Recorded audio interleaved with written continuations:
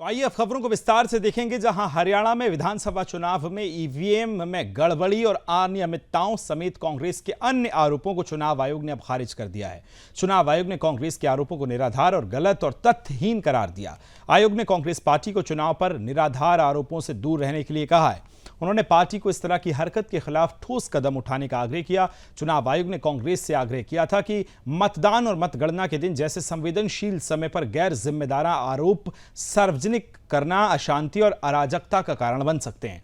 पिछले एक साल में 5 विशेष मामलों का हवाला देते हुए चुनाव आयोग ने लंबे समय से अनुभव रखने वाली राष्ट्रीय पार्टी से उचित परिश्रम करने और बिना किसी सबूत के चुनावी संचालन पर आदतन हमले करने से बचने के लिए कहा है। चरित्र ही ऐसा है। ये जब जहां चुनाव हारते हैं ईवीएम पर ठीकरा फोड़ देते हैं, चुनाव आयोग पर ठीकरा फोड़ देते हैं, और जहां जीतते हैं वहां बोले ठीक है भाई, न इनको ईडी पे विश्वास, न सीबीआई पे विश्वास, न इनकम टैक्स पे विश्वास। ये कभी कभी तो न्यायालय के खिलाफ भी टिप्पणी कर देते हैं। किस पे विश्वास है? जनता पे विश्वास नहीं। अरे जनता ने, हरियाणा की जनता ने इतना पूर्ण बहुमत दिया पार्टी को, तब ये क्या है ना, अपनी कमजोरी नहीं देखते, अपनी कमजोरी को छुपाकर अपने नेता बचने के लिए ठीकरा फोड़ते हैं चुनाव आयोग पर। एकदम चुनाव आयोग ने सही निर्णय कहा है, और कहा भी है जिस समय चुनाव चल रहा हो उस समय आप ऐसे भ्रमित टिप्पणी करके क्या संदेश देना चाहते हो? भारतीय लोकतंत्र दुनिया का सबसे बड़ा लोकतंत्र है। चुनाव आयोग निष्पक्ष चुनाव कराता है, और उस पर टिप्पणी करना, तो देखो ये कांग्रेस का चरित्र ही रहा है। देश की जनता भाप चुकी है, देश की जनता जान चुकी है। अब झारखंड और महाराष्ट्र के अंदर इनको किनारे लगाकर एक बहुत। मैं माननीय चुनाव आयोग का दिल से धन्यवाद करता हूं कि उन्होंने समझा है कांग्रेस तो झूठ का सहारा लेकर के चलती है, और उन्होंने वो फैसला जो दिया है वो लोगों की भावनाओं का फैसला था।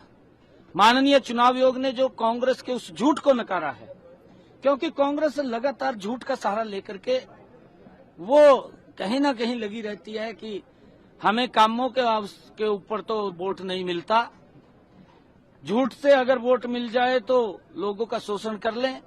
आज सभी लोग उसको जान चुके हैं। कांग्रेस का जो झूठ है अब वो बिकने वाला नहीं है। मैंने कहा भी था, कांग्रेस ने इस प्रकार का यहां पर मोमेंटम खड़ा किया, कांग्रेस आएगी वही कांग्रेस आएगी, कहाँ आएगी कांग्रेस? कहीं दिखाई तो दे नहीं रही थी। परंतु इनके कांग्रेस के जो बड़े पदाधिकारी हैं उनको ये नजर आ रहा था कि कांग्रेस है, उनको तो नजर आएगा। मेरे को लोग पूछते थे, लोग कहते थे मेरे को, कहा बड़ी हवा चल रही, वहां कोई हवा नहीं चल रही। ने कांग्रेस के बड़े नेता हैं, निगर मां बैठ का कहेगा कांग्रेस आएगी कांग्रेस आएगी, कहा कांग्रेस आएगी। कांग्रेस तो तब आए ना जब इन्होंने कोई काम किया हो। काम तो किया लूटने का, देश को भ्रष्टाचार किए, घोटाले किए, लोगों को लाइन में खड़ा किया। 4-4 दिन में गैस का सिलेंडर मिलता था, उसको तो भूल गए कांग्रेस के नेता। कहा कांग्रेस आएगी, कहा कांग्रेस आएगी। कांग्रेस एक विचारहीन, नीतिहीन, नेतृत्वहीन, नीतिहीन डूबता हुआ जहाज है। वो अपनी हार का ठीकरा ईवीएम पर फेंकते, चुनाव आयोग पर फेंकते। अगर कर्नाटका में जीत जाए, हिमाचल में जीत जाए, तेलंगाना में जीत जाए, तो उन्हें ईवीएम याद नहीं आती।